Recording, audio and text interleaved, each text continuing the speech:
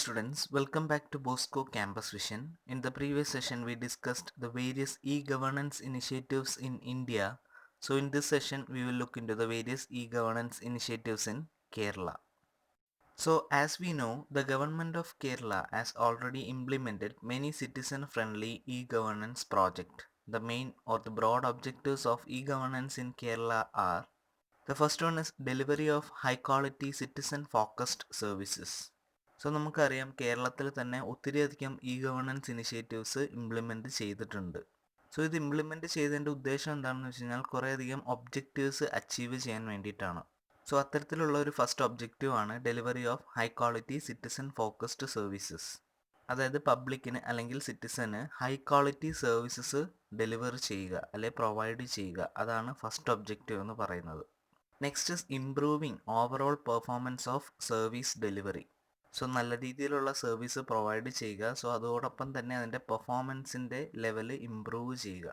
ഇപ്പോൾ ഒരു എക്സാമ്പിൾ പറയുകയാണെങ്കിൽ പബ്ലിക്കിന് ആവശ്യമായിട്ടുള്ളൊരു പുതിയൊരു സ്കീം ഗവൺമെൻറ് കൊണ്ടുവരികയാണെങ്കിൽ അതിന് വളരെ കാലതാമസമൊന്നും വരുത്താതെ വളരെ പെട്ടെന്ന് തന്നെ അവരിലേക്ക് എത്തിക്കാനുള്ളൊരു മാർഗം ഇ ഗവേണൻസ് വഴി കണ്ടുപിടിക്കാവുന്നതാണ്. അത് ഇ ഗവേണൻസ് വഴി സാധിക്കുന്നതുമാണ്. സോ അതുകൊണ്ടാണ് രണ്ട് ഒബ്ജക്റ്റീവ്സ് പറയുന്നത്: ഹൈ ക്വാളിറ്റി സർവീസ് പ്രൊവൈഡ് ചെയ്യുക, അതുവഴി ഓവറോൾ പെർഫോമൻസ് ഇംപ്രൂവ് ചെയ്യുക. Next is improving efficiency in revenue mobilisation. Revenue funds mobilise ചെയ്യാൻ അല്ലെങ്കിൽ കളക്ട് ചെയ്യാനായിട്ടുള്ള എഫിഷ്യൻസി കുറച്ചും കൂടി ഇംപ്രൂവ് ചെയ്യുക. And the last one is to make Kerala a leader among states in India in using ICT to achieve economic and social development. So ഇന്ത്യയിൽ തന്നെ ICT കൊണ്ട് പലതരത്തിലുള്ള എക്കണോമിക്കും സോഷ്യൽ ഡെവലപ്മെൻറ്റും നടത്തിയ ഒരു സ്റ്റേറ്റാക്കി കേരളത്തിനെ മാറ്റുക. ഇന്ത്യയിൽ തന്നെ ഈ ICT സെക്ടറിൽ കേരളത്തിനെ ഒരു ടോപ്പ് ലീഡിംഗ് പൊസിഷനിൽ എത്തിക്കുക എന്നതാണ് മറ്റൊരു ഒബ്ജക്റ്റീവ് എന്ന് പറയുന്നത്. സോ ഈ പലതരം ഒബ്ജക്റ്റീവ്സ് അച്ചീവ് ചെയ്യാൻ വേണ്ടിയിട്ടാണ് കേരളത്തിൽ പലതരത്തിലുള്ള ഇ ഗവേണൻസ് പ്രോജക്റ്റ് ഇംപ്ലിമെൻറ്റ് ചെയ്യുന്നത്. So next we will look into some of the major e governance initiative that has implemented in Kerala.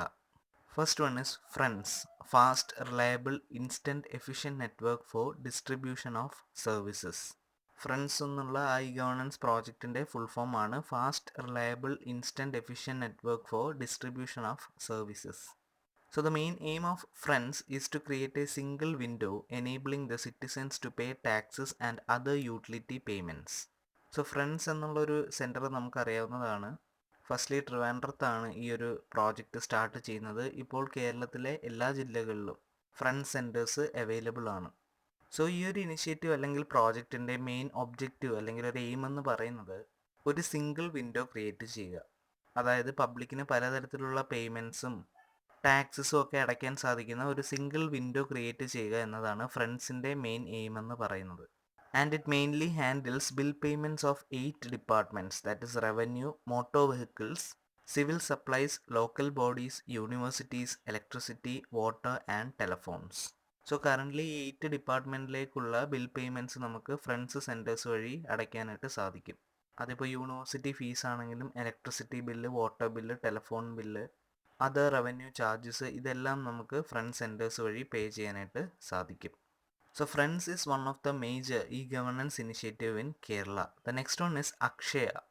Akshaya means perpetuating prosperity. So പ്രോസ്പെറിറ്റിയുടെ മീനിങ് നമുക്കറിയാം: സമ്പന്നത, ഐശ്വര്യം, സൗഭാഗ്യം, അങ്ങനെ എന്ത് വേണമെങ്കിലും പറയാം. ആൻഡ് പെർപ്പച്വേറ്റിംഗ് മീൻസ് കണ്ടിന്യൂ ചെയ്യുക, നിലനിർത്തുക എന്നതാണ് പെർപ്പച്വേറ്റിങ്ങിൻ്റെ അർത്ഥം. സോ ഈ സൗഭാഗ്യം, ഐശ്വര്യം ഒക്കെ നിലനിർത്തുക എന്നതാണ് അക്ഷയ കൊണ്ട് ഉദ്ദേശിക്കുന്നത്. അക്ഷയ എന്ന വേർഡിൻ്റെ മീനിങ് ആണത് പെർപ്പച്വേറ്റിംഗ് പ്രോസ്പെറിറ്റി എന്ന് പറയുന്നത്. സോ എന്തുകൊണ്ടാണ് ഈ ഒരു പ്രോജക്റ്റിന് ഈ ഒരു പേര് നൽകിയിരിക്കുന്നത് നമുക്ക് നോക്കാം. This project is an effort on the part of the IT department to bridge the digital divide. So ഇത് IT ഡിപ്പാർട്ട്മെൻറ്റിൻ്റെ ഒരു ഇനിഷ്യേറ്റീവ് ആണ്. എന്തിനു വേണ്ടിയിട്ടാണ്? ഡിജിറ്റൽ ഡിവൈഡിലുള്ള ഗ്യാപ്പ് ബ്രിഡ്ജ് ചെയ്യാൻ വേണ്ടിയിട്ടാണ്. ഡിജിറ്റൽ ഡിവൈഡ് എന്നുകൊണ്ട് ഉദ്ദേശിക്കുന്നത് ഈ ഇൻഫർമേഷൻ കമ്മ്യൂണിക്കേഷൻ ടെക്നോളജിയിലുള്ള യൂസേഴ്സിൻ്റെയും നോൺ യൂസേഴ്സിൻ്റെയും ഒരു ഗ്യാപ്പാണ്. ഇപ്പോൾ ലാംഗ്വേജ് ബാരിയേഴ്സും ഇൻഫ്രാസ്ട്രക്ചേഴ്സിൻ്റെ അൺഅവൈലബിലിറ്റിയും കൊണ്ട് കുറേ പേര് ഈ ടെക്നോളജീസൊക്കെ യൂസ് ചെയ്യാത്തവരായിട്ടുണ്ട്. സോ ഈ യൂസ് ചെയ്യുന്നവരും യൂസ് ചെയ്യാത്തവരും തമ്മിലുള്ള ഗ്യാപ്പിനെയാണ് നമ്മൾ ഡിജിറ്റൽ ഡിവൈഡ് എന്ന് പറയുന്നത്. സോ ഈ ഗ്യാപ്പ് ഒന്ന് ഫില്ല് ചെയ്യാൻ അല്ലെങ്കിൽ ഇവരെ രണ്ടുപേരെ ഒന്ന് കണക്ട് ചെയ്യാൻ വേണ്ടിയിട്ട് കൊണ്ടുവന്ന ഒരു പുതിയ പ്രോജക്റ്റാണ് അക്ഷയ എന്ന് പറയുന്നത്. നമുക്കറിയാം ഇപ്പോൾ കേരളത്തിലുടനീളം ഒത്തിരിയധികം അക്ഷയ സെൻറ്റേഴ്സ് ഉണ്ട്. ഇപ്പോൾ എന്തെങ്കിലും പുതിയൊരു ജോലിക്കോ അല്ലെങ്കിൽ ഏതെങ്കിലും കോളേജിലേക്കുള്ള അഡ്മിഷന് വേണ്ടിയിട്ടോ എല്ലാം മിക്കവരും ചെല്ലുന്നത് Akshaya സെൻറ്റേഴ്സിലേക്കാണ്. The Akshaya project is being implemented through Panchayati Raj institutions and involves private enterprise in the development of training institutes and content generation. So Panchayati Raj institutions വഴിയാണ് അക്ഷയാസ് ഇംപ്ലിമെൻറ്റ് ചെയ്യുന്നത്. സോ പബ്ലിക്കിന് നോർമൽ സർവീസ് പ്രൊവൈഡ് ചെയ്യുന്നതിലും ഉപരി ഇതുവഴി കുറേ പേർക്ക് എംപ്ലോയ്മെൻറ്റ് ഓപ്പർച്യൂണിറ്റീസ് അവൈലബിൾ ആകുന്നുണ്ട്. അവർക്കെല്ലാം കമ്പ്യൂട്ടറിൻ്റെ നോളജ് വൈസ് ട്രെയിനിങ് നൽകുന്നുണ്ട്. റൂറൽ ഏരിയാസിലും ബാക്ക്വേർഡ് ഏരിയാസിലും ഒത്തിരിയധികം അക്ഷയ സെൻറ്റേഴ്സ് ഇംപ്ലിമെൻറ്റ് ചെയ്യുന്നത് വഴി ഡിജിറ്റൽ ഡിവൈഡിലെ ഗ്യാപ്പ് ഫില്ല് ചെയ്യാനായിട്ട് സാധിക്കുന്നുണ്ട്. So Akshaya is considered to be another major e governance initiative in Kerala. Next is SPARK, service and payroll administrative repository for Kerala. So സ്പാർക്കിൻ്റെ full form ആണ് service and payroll administrative repository for Kerala. So ഇതെന്ന് പറയുന്നത് mainly ഒരു government to employ model initiative ആണ്, G2E initiative ആണ്. It is a G2E web based personnel administration and account software for government of Kerala covering more than 5 lakh employees. So കേരളത്തിലെ government എംപ്ലോയീസിൻ്റെ personal അഡ്മിനിസ്ട്രേഷനും accounts സോഫ്റ്റ്വെയറും ഒക്കെ deal ചെയ്യുന്ന ഒരു ഇനിഷ്യേറ്റീവാണ് spark എന്ന് പറയുന്നത്. So 5 ലക്ഷത്തിൽ കൂടുതൽ എംപ്ലോയീസിനെ അവരുടെ ഡീറ്റെയിൽസ് എല്ലാം സ്റ്റോർ ചെയ്ത് വെച്ചിരിക്കുന്ന ഒരു സോഫ്റ്റ്വെയർ ആണ് സ്പാർക്ക് എന്ന് പറയുന്നത്. So permanent employee number for all employees is allotted through the system.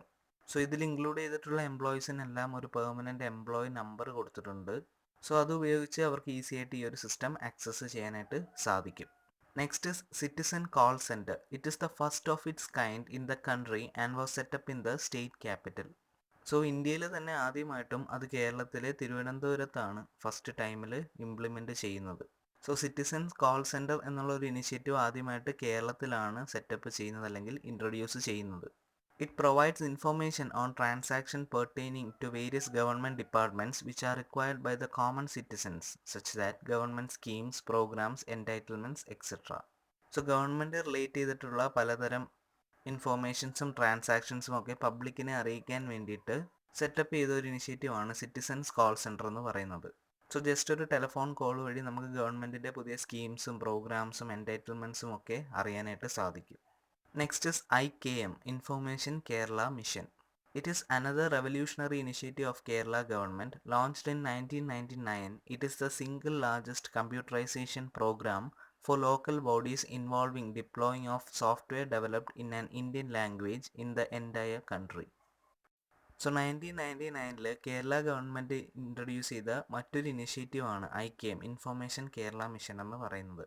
So എല്ലാ ലോക്കൽ ബോഡീസിനെയും കണക്ട് ചെയ്തിട്ടുള്ള ഒരു സിംഗിൾ ലാർജസ്റ്റ് കമ്പ്യൂട്ടറൈസേഷൻ പ്രോഗ്രാമാണ് ഇൻഫോർമേഷൻ കേരള മിഷൻ എന്ന് പറയുന്നത്. സോ കേരളത്തിലെ എല്ലാ ഡിസ്ട്രിക്റ്റുകളിലും ജനസേവന കേന്ദ്രാസ് ഇൻട്രൊഡ്യൂസ് ചെയ്യുന്നത് IKM ഇനിഷ്യേറ്റീവിൻ്റെ ഒരു ഭാഗമായിട്ടാണ്.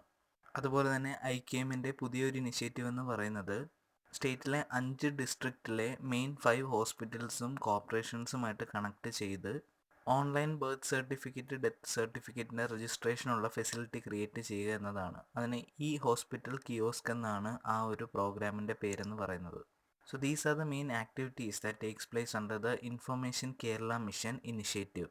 Next is K-Base, that is knowledge base. The main objective of K-Base are creating of knowledge repositories for effective decision support system, improving the speed, transparency, objectivity and consistency in decision making, and to provide public access to important acts, rules and orders of the state government.